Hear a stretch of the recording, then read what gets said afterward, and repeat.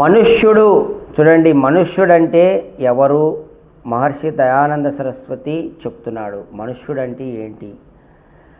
బలమైన పశువు ఎలా నిర్బలమైన వానికి దుఃఖము కలిగించడమే కాక చంపను కూడా చంపుతుందో, అంటే ఒక బలమైనటువంటి పశువు ఏం చేస్తుంది? దానికంటే తక్కువ బలమైన దాన్ని బాధ పెట్టడము, చంపడం కూడా చేస్తుంది పశువు.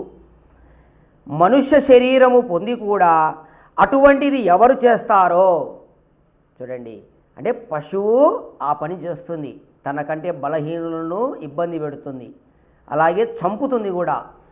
అట్లా మనుష్యుడు శరీరమును పొందిన తర్వాత బలహీనుల మీద తన పెత్తనాన్ని చూపించి వాళ్ళను ఇబ్బంది పెట్టి వాళ్ళను చంపితే, అలా వాళ్ళను ఇబ్బంది పెట్టి గాయాల పాలుగాడు చేసి వాళ్ళను ఆ విధంగా హింసిస్తే మనుష్య శరీరము పొందిన తర్వాత అప్పుడు వారు మనుష్య స్వభావం కలవారు కారు.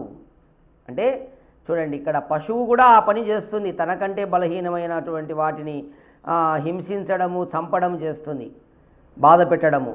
అట్లా మనుష్య శరీరము పొంది నువ్వు నీకంటే బలహీనులను ఆ విధంగా చేస్తే నువ్వు మనుష్య స్వభావం కలవానివి కాదు, కానీ పశువుల వంటి వారివి అవుతారు.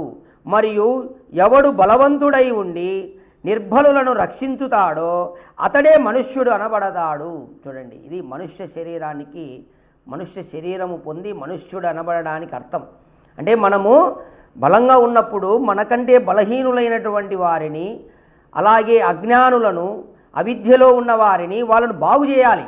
అంతేగాని అమాయకులుగా చేసి వాళ్ళ మీద దాడి చేసి వాళ్ళను హింసించి క్రూరం చేసి చంపడము, ఇవి బలవంతుని లక్షణాలు, మనుష్య లక్షణాలు కాదు అని మహర్షి దయానంద సరస్వతి చెప్తున్నాడు. కాబట్టి మనం మనుష్యులమైతే బలహీనులను రక్షించాలి, అప్పుడే నువ్వు మనుష్యుడవుతావు. మరియు ఎవడు స్వార్థవశుడై ఇతరులకు హాని మాత్రము చేస్తూ ఉంటాడో అతడు పశువులకు కూడా పెద్దన్న అవుతాడు. చూడండి, స్వార్థము కొరకు తన స్వార్థము నెరవేరడానికి, ఇతరులకు హాని చేయడానికి ఎవడైతే సిద్ధపడతాడో వాడు పశువు కంటే పెద్దన్న అంట, పశువులకే పెద్దన్న. సత్యార్థ ప్రకాశంలో మహర్షి దయానంద సరస్వతి చెప్తున్నాడు. కాబట్టి ప్రతి మానవుడు మనుష్యుడు కావాలి, అంతేగాని తన స్వార్థం కొరకు ఇతరులను బలి చేయకూడదు. ఓం.